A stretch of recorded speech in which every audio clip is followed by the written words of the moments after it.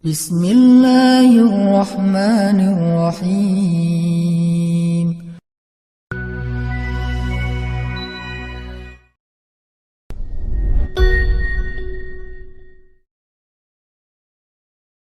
Rasulullah Shallallahu Alaihi Wasallam itu teladan beliau bukan hanya dalam urusan kelebihan-kelebihan dan keistimewaan beliau. Tapi Rasulullah Shallallahu Alaihi Wasallam juga teladan justru dalam kekurangan dan kekeliruan-kekeliruan beliau. Karena Rasulullah Shallallahu Alaihi Wasallam adalah manusia, maka Allah telah mentakdirkan Rasulullah itu tidak selalu tepat, tapi selalu benar. Ini dalam bahasa fikih, benar dan tepat itu beda ya. Kalau benar lawannya salah, kalau tepat lawannya keliru. Kalau benar bahasa Arabnya hak, kalau salah bahasa Arabnya batil. Kalau tepat bahasa Arabnya shawab, kalau keliru bahasa Arabnya khata'.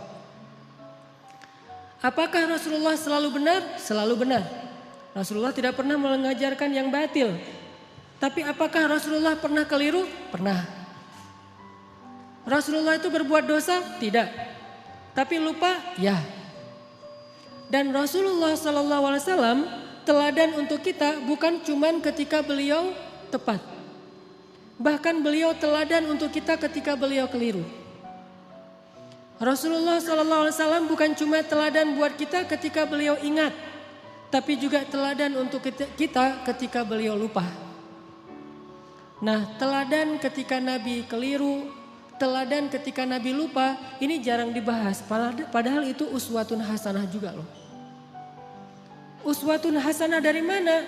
Kalau kita lupa, kalau kita keliru, kalau kita salah, gimana cara kita untuk tetap on the track, tetap diridhoi Allah, tetap Allah maafin kita kalau kita salah, kalau kita keliru, kalau kita lupa, kalau kita silap, kalau kita berdosa.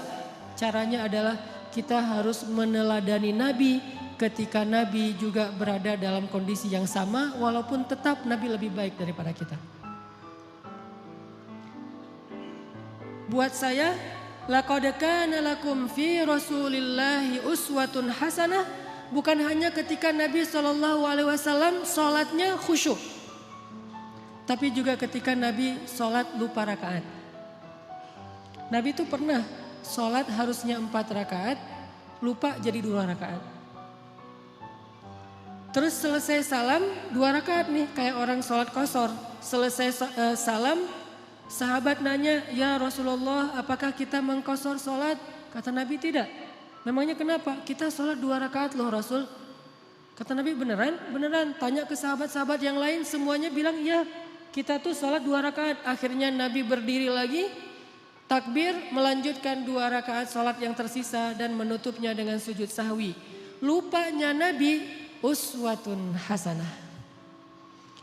Sehingga kalau kita mengalami apa yang pernah Nabi alamin, kita sholat lupa nih, maka kita punya teladan yang paling baik untuk memperbaiki kesalahan dan kelupaan kita. Oh, kalau saya kurang 2 rakaat tinggal tambah.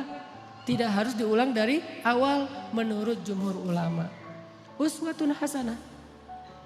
Dan bukan hanya itu, uswatun hasanahnya juga buat kita bahwa Nabi itu gak pernah sombong, gak pernah gengsi untuk mengakui bahwa beliau keliru. Itu juga uswatun hasanah. Kan harusnya Nabi itu yang dilihat itu yang ideal-ideal, yang keren-keren, yang istimewa ya. Begitu sekali keliru, Nabi kalau misalnya beliau bukan teladan, beliau gak akan ngaku. Ah, kalian aja yang gak khusyuk, kan saya gak mungkin gak khusyuk, saya ini Nabi loh. Masa kalian ngomongin saya salah? Enggak, kalau kayak gitu beliau bukan uswatun hasanah. Justru karena beliau lapang dada, besar hati, low profile, tawadu, dan mau mengakui kalau beliau memang keliru, disitulah uswatun hasanah dari Nabi untuk kita. Kadang seorang ustadz bisa salah, kadang seorang guru bisa keliru, kadang seorang pemimpin juga salah. Gak boleh seorang pemimpin merasa bahwa dia tuh selalu benar, tuh gak boleh. Karena kalau dia sudah merasa selalu benar, berarti dia sudah mengkultuskan dirinya Dan Allah mengatakan fala tuzakku anfusakum huwa a'lamu bimanittaqa. Janganlah kalian menganggap diri kalian suci, artinya nggak pernah salah. Jadi pemimpin yang meneladani Rasulullah SAW bukan cuma meneladani dari angle jujur, amanah, profesional, tapi juga meneladani Nabi dari angle apa? Bahwa kalau keliru berbesar hati untuk mengakui. Kalau dinasihati oleh orang lain dan nasihat itu memang tepat dan benar, maka dia menerima dengan lapang dada. Kalau perlu dia berterima kasih kepada orang yang sudah menasihati dia. Bukan malah ilfil, bukan malah menyakiti, bukan malah menzolimi. Ini uswatun hasanah ketika Nabi keliru. Laqad kana lakum fi Rasulillah Laqad kana lakum fi Rasulillahi uswatun hasanah. Pasti di dalam diri Rasulullah itu ada uswatun hasanah. Tapi kan Rasul gak selalu tepat. Walaupun tepatnya itu banyak, sedikit keliru. Tapi tetap ada kelirunya. Bahkan kalau kita baca ayat-ayat Al-Quran, kita akan menemukan lebih dari satu ayat-ayat teguran terhadap Nabi. Ya kan? Walaupun yang populer satu, surat Abasa. Tapi surat dengan makna yang sama dengan surat Abasa di dalam Al-Quran itu lebih dari satu. Ada beberapa, bahkan lebih dari 3. Kenapa kok Nabi sampai kayak gitu? Biar kita bisa meniru Nabi kalau kita melakukan kesalahan. Seorang suami tidak selalu harus benar. Dan tidak perlu merasa gengsi mengakui kalau kali ini yang benar adalah istrinya. Buat yang udah punya istri. Yang belum punya juga belum tentu selalu benar. Kadang yang benar adalah teman kos-kosannya. Kadang yang benar adalah mantannya. Kan gak masalah kan? Kalau ditanya kenapa kalian putus? Gua gak sabar. Jangan, oh dia tuh emang gini-gini. Enggak. Kadang-kadang emang dia yang baik, kita yang waktu itu lagi terbawa emosi. Tapi di balik semua itu emang lebih baik putus mungkin. Supaya mereka mencari yang lebih baik dan lebih halal. Tapi yang pasti teman-teman, kita coba malam ini belajar uswatun hasanah Nabi dalam kondisi ketika Nabi keliru. Dan ini sama sekali bukan ingin menjelek-jelekan Nabi, sebaliknya kita ingin melihat betapa Nabi itu hebat. Justru ketika kita melihat betapa Nabi besar hati, lapang dada, kita akan semakin kagum kepada sosok Rasulullah SAW. Contoh sholat tadi aja udah dapat 2 uswah, 2 teladan. 1, Nabi besar hati. 2, pelajarannya bahwa oh kalau salah dalam sholat berarti tinggal kita tambah ditutup dengan sujud sahwi. Ada 3 nih. Yang ketiga pelajarannya dalam kasus itu apa? Ternyata sahabat-sahabat Nabi itu orangnya dewasa. Sahabat-sahabat Nabi itu orangnya mateng. Gak gampang pundungan. Nabi sholat. Kurang 2 rakaat, mereka nggak komen, katanya Nabi sholatnya nggak khusyuk, nggak gitu. Mereka nggak unfollow Nabi. Wah udah nggak benar nih postingannya, gue unfollow aja nih.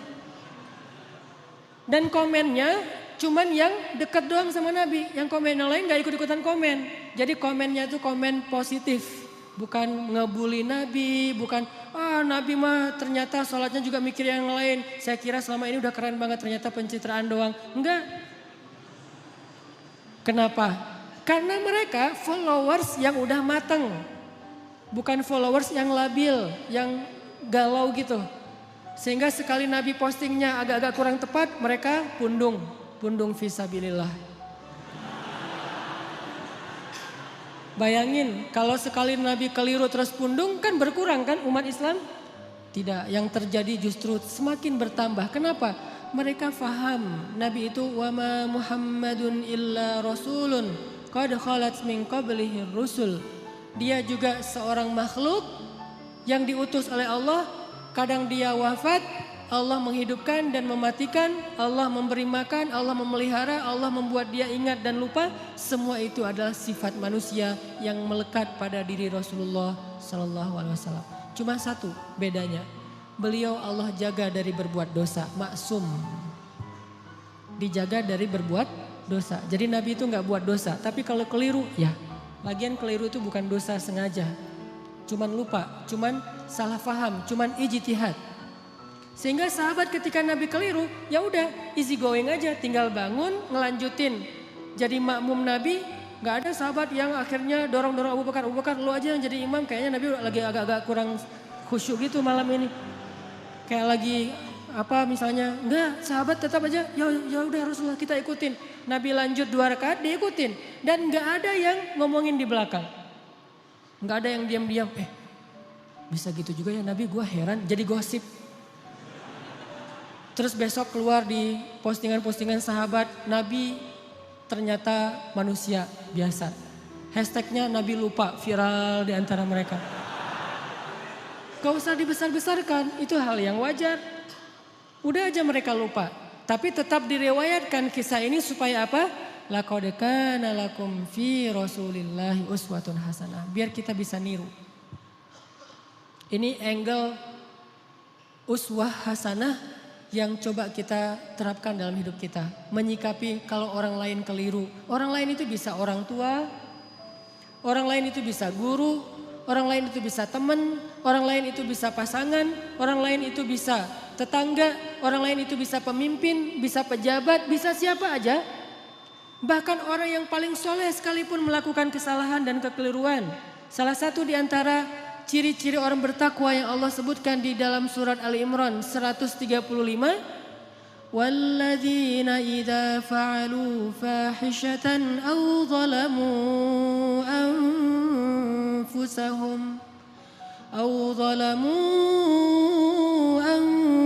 anfusahum dzakarullaha fastaghfaru lidzunubihim. Orang yang bertakwa kata Allah adalah orang-orang yang apabila melakukan kesalahan, menzolimi diri sendiri, atau melakukan fahisyah, dosa sembunyi-sembunyi. Coba, ternyata orang bertakwa juga bisa ngelakuin dosa, kesalahan. Bedanya apa? Zakarullah. Ketika dia sadar, ketika dia ingat, ketika dia diingatkan oleh orang lain, fastaghfaru lidzunubihim. Buru-buru dia meminta ampun kepada Allah dan tidak lagi melakukan kesalahan itu. Ini bedanya orang bertakwa sama orang yang tidak bertakwa. Kalau orang yang tidak bertakwa salah gak mau memperbaiki diri. Kalau orang bertakwa salah juga tapi mau segera recovery, memperbaiki diri. Jadi peluang berbuat salah sama antara orang yang bertakwa dengan yang tidak bertakwa, sama peluangnya. Jangan sampai kita mengkultuskan satu orang, satu tokoh, satu kelompok. Mentang-mentang mereka membawa slogan-slogan Islam, memakai simbol-simbol Islam, menggunakan penampilan-penampilan yang kesannya Islami, lantas gak boleh keliru, gak boleh salah. Wah, hijabnya aja yang syar'i, ternyata pemarah misalnya. Ustadz, mending mana tuh? Orang yang sholat tapi masih korupsi daripada orang yang gak korupsi, orang yang jujur tapi gak sholat. Kan mending yang jujur, walaupun gak sholat tapi yang penting dia jujur. Enggak. Orang yang sholat tapi masih korupsi, sholatnya berpahala, korupsinya berdosa. Orang yang jujur tapi gak sholat, jujurnya berpahala, gak sholatnya berdosa. Masing-masing mendapatkan sesuai dengan amalnya. Famay ya'mal mithqala dzarratin khairan yarah wa may ya'mal mithqala dzarratin syarran yarah. Jadi gak ada mending-mendingan. Tinggal nanti hisabnya di sisi Allah aja di akhirat. Apakah ini lebih banyak pahalanya atau ini lebih banyak dosa? Allahu a'lam. Yang jelas kita belajar sekarang gimana meneladani Rasulullah SAW ketika kita salah, ketika kita berbuat dosa, ketika kita keliru, dan juga ketika orang lain yang melakukan kekeliruan dan kesalahan itu. Teman-teman yang dirahmati Allah Subhanahu Wa Taala, belajar meneladani Nabi SAW itu bukan sekedar belajar mendapatkan wawasan tentang perilaku Nabi, bukan. Kita hafal ayat itu, tapi tidak menjadi perilaku, tidak jadi karakter, nggak jadi attitude, berarti kita belum meneladani Nabi. Cuma hafal ayatnya doang nih. Kita hafal banyak hadis Nabi, kita baca banyak sirah, buku-buku tebal tentang sejarah Nabi, tapi tidak merubah attitude kita menjadi lebih baik seperti yang dicontohkan Nabi, kita berarti belum belajar dan belum meneladani Nabi, cuman tahu doang. Itu namanya orang yang musakof, orang yang berwawasan, belum menjadi orang yang alim, orang yang berilmu. Kenapa? Karena tidak disebut ilmu sebelum dia menjadi rasa di dalam hati dan menjadi perilaku dalam kehidupan. Kalau cuma sekedar wawasan, itu bukan ilmu, itu namanya sakofah, itu namanya wawasan. Makanya malam ini ketika kita belajar uswatun hasanah Nabi SAW, kita coba munculkan tekad dalam diri kita masing-masing. Pokoknya habis dengar sharing malam ini, saya pengen memperbaiki sikap saya di sosmed. Saya pengen memperbaiki sikap saya dengan teman. Saya pengen memperbaiki sikap saya kepada keluarga, terutama orang tua. Saya pengen memperbaiki sikap saya kepada mantan. Cara memperbaiki sikap kepada mantan apa? Unfollow. Gak boleh following ya. Kalau mau sesekali ngelihat, bikin aja 2 akun. 1 akun punya kita, 1 lagi untuk stalking ya. Pengalaman. Enggak boleh. Lupakan mantan. Jangan sampai kita baca atau mendengar cerita-cerita tentang Nabi hanya sekedar oh ya, oh gitu. Jangan. Kalau sekedar oh ya dan oh gitu, berarti ini cuma wawasan nih. Dan kalau cuma wawasan, kita ngaji sampai bertahun-tahun juga tidak semakin menjadi lebih baik. Harusnya belajar ilmu yang tadi kata Nabi, siapa yang menempuh jalan untuk mencari ilmu, Allah mudahkan jalan ke surga. Itu ilmu loh, bukan wawasan yang dicari. Kalau wawasan kita bisa kayak otodidak gitu. Kita bisa belajar sendiri dengan dengerin YouTube. Tapi kalau ilmu kan bukan cuma denger. Kita latih tuh. Apa yang udah kita dengar kita latih sehari mungkin gak langsung jadi nih.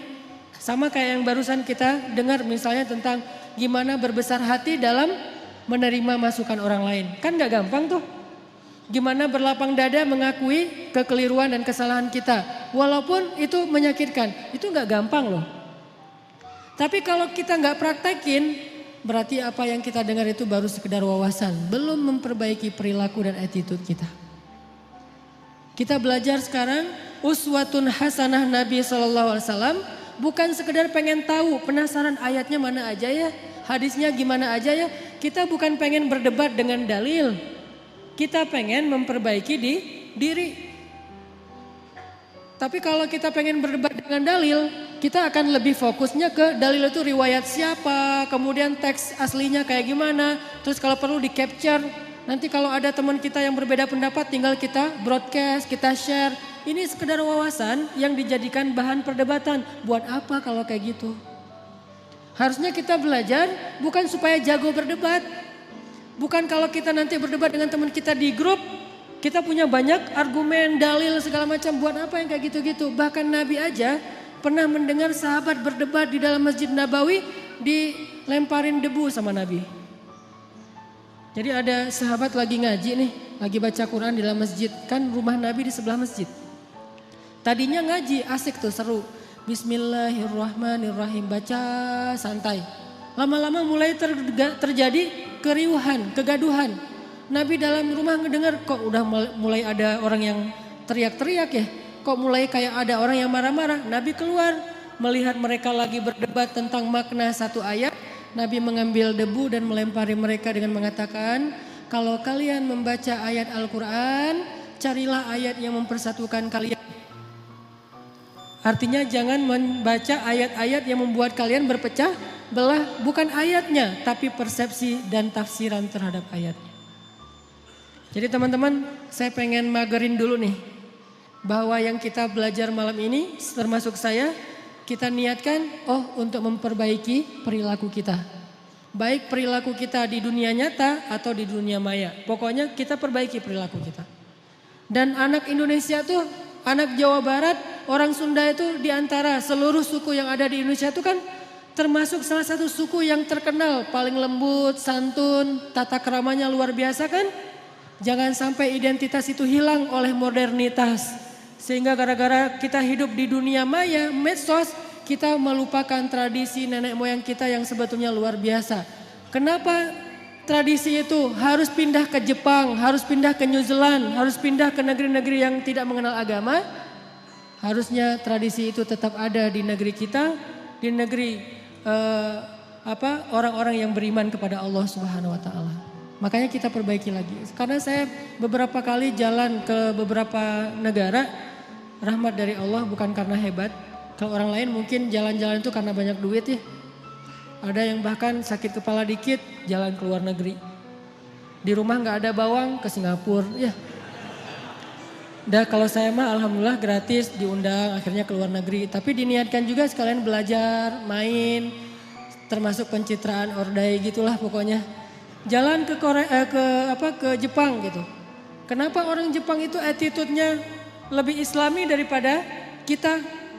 Padahal mereka tidak membaca teks-teks agama karena mereka terus berusaha memperbaiki perilaku mereka. Walaupun sisi lain mereka banyak masalah sih. Jalan ke New Zealand, di Auckland misalnya. Itu orang-orangnya itu luar biasa, sangat menjaga perasaan orang lain. Nah kita punya teks yang sangat ideal. Punya teladan uswatun hasanah yang udah paling keren lah pokoknya. Nggak ada lagi teladan yang lebih keren daripada teladan kita. Emang ada manusia yang lebih keren daripada Rasulullah? Nggak ada kan? Rasulullah itu yang paling keren udah tuh. Yang paling teladan terbaik. Kalau teladan kita udah terbaik tapi perilaku kita nggak terbaik. Pasti ada masalah dalam kita meneladani Nabi ini. Bukan Nabinya yang nggak keren. Kita belum meneladani Nabi secara utuh. Baru mengambil wawasan-wawasan dari hadis-hadis Nabi SAW.